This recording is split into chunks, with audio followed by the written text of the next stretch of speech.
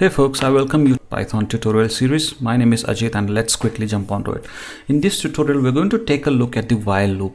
So in my previous video, we have already seen how for loop works, how it iterates through the list of items or the selected number of collections that we want it to iterate through. But in while loop, it runs as long as a certain condition is true. As soon as that condition becomes false, that's when the while loop will stop. Let's see an example and let's consider a value of x is equal to 0.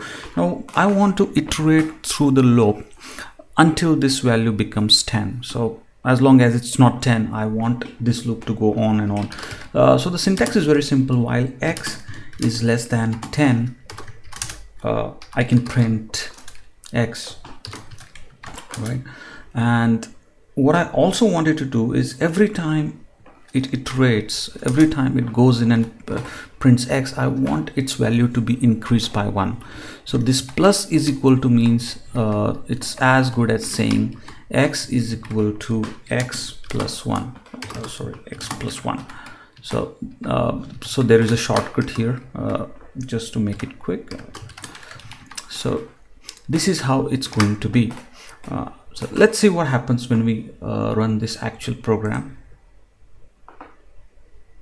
And as you could see, it started iterating through the list and then it just stopped at 9. So at this particular point in time, this condition has become false. As long as it was true, it was going through the list. So to verify that, just let's do one thing. Let's print the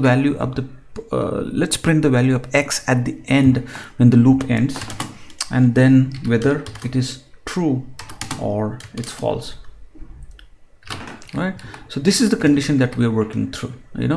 This is a condition that will either return true or false. And also put this over here and see what's happening when this while loop iterates.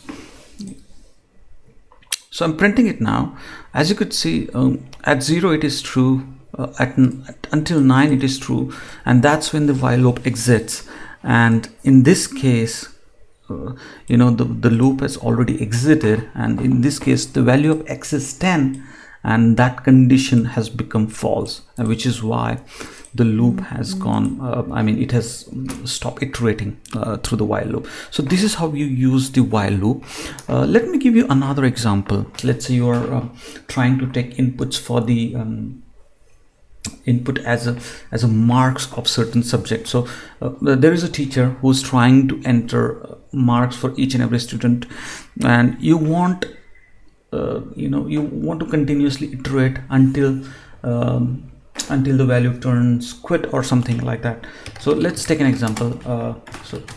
Message is equal to message is blank at this moment.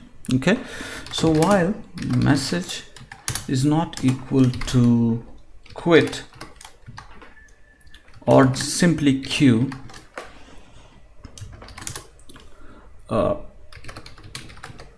this message will be an input value. So enter the marks. So let's say there are 10 subjects. We are simply taking this input in a message. We started with message string, which is blank. Then we started taking message. As long as the message is not equal to q, we will ask for the input, and then we will print whatever the input that user has entered. So this is not just in case of marks or anything. It can be any situation. So let's run this while loop, and I'm going to comment this out for now, the while loop that we used earlier. And let's I'm just also going to there is also one thing that you could do is you can move this panel to right over here, and then you can execute. So you could see the whole screen here and the screen there. So I'll just put it half.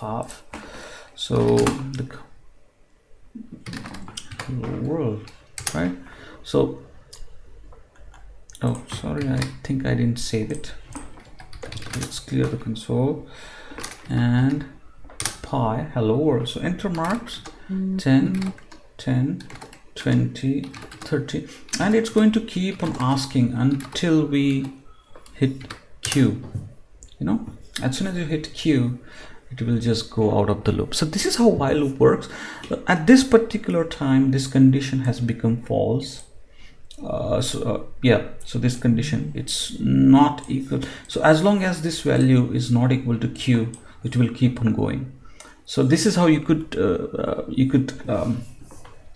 take the inputs from the user until there is a certain message, and that's how the while loop works, as long as the certain condition is true. So that's all in this video. Next thing we're going to do is we're going to go through the complex data types in Python, such as dictionaries, lists, sets, tuple.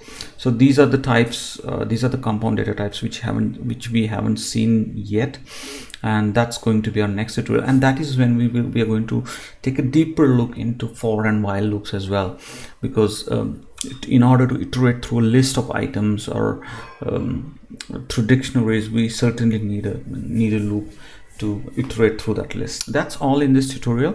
If you like this video, please give it a thumbs up and subscribe to my channel. Also share it with anyone who might find it useful. Thank you for watching.